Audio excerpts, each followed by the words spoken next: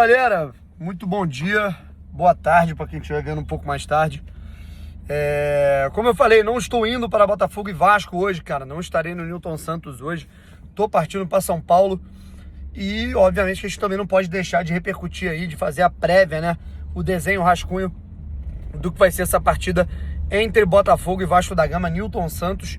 Jogo importantíssimo, mais importante clássico de todos. O Botafogo fez o favor de não ganhar, né, cara? Nas quartas de final da Copa do Brasil, nosso querido Davide Ancelotti, nosso camarada italiano, decidiu poupar ali jogadores que não estavam 100%, ao invés de sacrificá-los e perder o jogo do ano, né? Já que a única esperança do ano, de um ano mais próspero, era a Copa do Brasil. Dito isso, até que já passou, para muitos sim, para mim não, mas temos esse jogo importantíssimo. O Botafogo, mal ou bem, ele conseguiu pontuar nessa rodada, embora tenha sido insuficiente, eu diria, principalmente pelo fato do Botafogo ter também empatado com o Santos, né, dentro de casa. Mas o mais importante de tudo é que o Vasco perdeu, né? Tudo bem que o São Paulo ganhar também não é uma notícia maravilhosa, porque o São Paulo também está nessa disputa aí com o Botafogo. A gente fez um vídeo aí elucidando quais são os concorrentes diretos aí do Botafogo nessa luta pela Libertadores, pela pré-Libertadores. Além do Bahia, do Mirassol, tem Fluminense, Vasco, São Paulo e um pouquinho do Corinthians ali, que também vai ser um time que vai enfrentar o Botafogo de maneira direta. O Corinthians deu ali uma certa arrancada. De todo modo, né, se o Botafogo me inventar de vencer esse jogo, o Botafogo ele já consegue uma vantagem bem interessante, né, para cima da equipe do Vasco. Se vencer o clássico, ele chega a 9 pontos de vantagem em relação ao Vasco. Se o Botafogo ganha de 1-0, por exemplo, o Botafogo fica ali, né, com 51 pontos, encosta um pouco mais no Mirassol, no Bahia, e o Vasco tem 42. Agora, perder é tragédia, né? Até porque a gente vai ter mais jogos hoje. O Fluminense, por exemplo, vai encarar o próprio Mirassol, ou seja, um dos dois, pelo menos, né, pontua. A gente vai ter Corinthians e Bragantino. Flamengo e São Paulo, é importante a gente ficar atento nesse jogo. Nesta quinta-feira a gente vai ter Palmeiras e Santos, inclusive para você fazer uma Fzinha lá na KTO, né? A gente vai ter chance extra para jogos ali com odd acima de 2, eu sempre explico isso para vocês, beleza? Para você fazer o seu palpite aí com responsabilidade, fechou? E outra questão que muita gente me pergunta é: Brownie, como é que você faz para ficar atento em tanto jogo, com tanto trabalho? Eu falei que eu vou participar de uma entrevista hoje, né? Vou ter um monte de coisa para fazer. Talvez eu fique até enrolado para assistir o clássico. É por isso que eu tenho o SofaScore, rapaziada. O SofaScore, ele me salva quando eu tô ali no aperto, na rua, tô no estádio, quero saber de um outro jogo.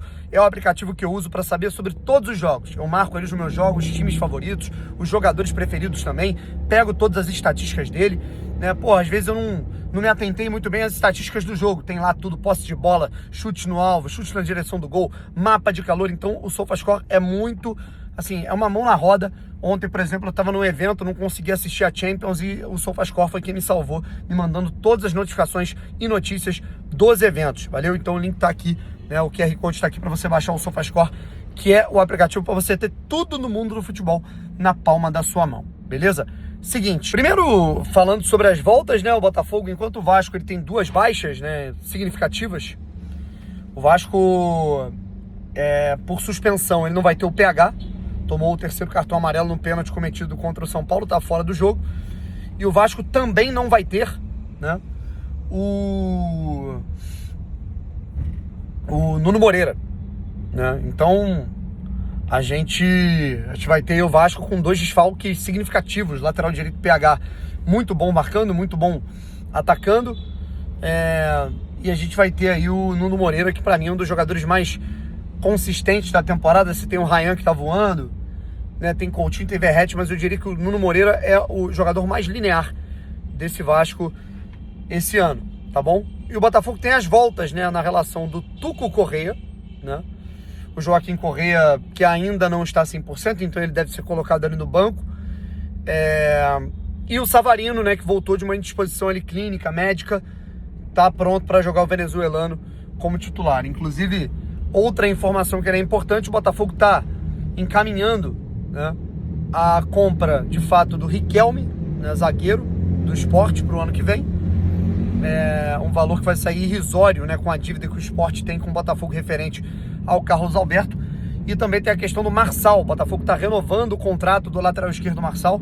Eu acho que nesse momento de baixa, né, de problemas ali, de mudança de rota com tudo que está acontecendo dentro do clube, o Marçal é importante pela liderança, o Marçal é importante pela polivalência, sabe? Joga de zagueiro, joga de lateral esquerdo, quebra de volante. Então é muito importante, ele ficaria ali até o fim de 2026. Eu aprovo essa permanência dele, até porque o Marçal, fisicamente, ele vem tendo menos problemas esse ano do que tinha no passado. Curioso, não sei se está se cuidando mais, não sei o que está acontecendo. De todo modo é isso. Escalações. Pegando aí a escalação do jogo do Botafogo. O Botafogo ele deve ir a campo com o goleiro Léo Link, Vitinho na lateral direita. Lembrando, né, tivemos convocação da seleção brasileira, dessa vez nenhum jogador do Botafogo convocado.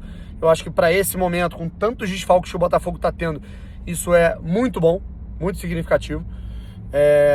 Zaga, o Alexander Barbosa e o David Ricardo. Na lateral esquerda, a gente tem a gente pode ter tanto o Telles quanto o Cuiabano, na verdade. Meio campo com o Marlon e Danilo, beleza? É uma coisa que ainda não me agrada muito, a gente tem aí o Marlon e o Danilo, juntos. Eu acho que eles ainda não se encontraram adequadamente, em termos de função. E mais à frente, a gente vai ter Savarino, Santiago Rodrigues, Jefinho, Arthur Cabral ou Cris Ramos. E a centroavança do Botafogo está realmente complicada, porque o Cris Ramos não consegue dominar uma bola e o Arthur Cabral também não. Então, tá difícil. O Vasco da Gama vai a campo com o Léo Jardim no gol, Pumita Rodrigues na lateral direita no lugar do PH. Ele que vem jogando um pouquinho mais de ponta, mas dessa vez vai ter que quebrar na direita. Zaga com o Carlos Cuesta e o Robert Renan. Na esquerda, e o Lucas Piton. O Barros no meio de campo, né, formando ali a dupla de volantes. A gente pode ter aí o Hugo Moura, né, ou então aí temos mudança, né, digamos assim, na formação, no modelo de jogo da equipe do Vasco. Completando, você pode ter tanto o Hugo Moura quanto o Tietê. Eu acho que ele vai de Tietê, beleza? Coutinho, Andrés Gomes, que é o substituto imediato, né, vem jogando como titular, mas é o cara que vai fazer, digamos, a função ali do Nuno. Jogador mais ligeiro, mais driblador, menos pensante, né, do que o Nuno. E mais à frente, além do Coutinho, obviamente, o Ryan e o Verratti, né? Portanto, o Verratti, o Vasco jogando aí com um centroavante mais fixo, ou seja, vai ser um Vasco menos móvel, assim, um Vasco que vai tentar pingar a bola mais na área. Enfim, de todo modo, acho que é um jogo perigoso, parelho. O Vasco tem desfalque significativo, mas eu não consigo encontrar um favorito para esse jogo, sabe? Eu acho que é um confronto muito, muito parelho mesmo. Arbitragem, a gente vai ter o Bruno Arleu Araújo, que para mim é um dos piores árbitros do Brasil, e é impressionante o vício que se tem de colocar ele para apitar clássico, como se ele fosse bom em apitar clássico, e ele é uma merda. E o VAR é o Diego Pombo Lopes, que é um cara que outro dia chamou a correção de um jogo do Grêmio, falando, tô com um sentimento de que a bola pegou na mão. Esse é o nível do Diego Pombo Lopes. Então, assim, tudo pra dar merda. Bruno Arleu e Diego Pombo Lopes. Pra quem vai dar merda, a gente não sabe, mas pode dar. Enfim, é isso, rapaziada. Vamos ficando por aqui. Um forte abraço e a gente volta com a análise depois do jogo. Fui!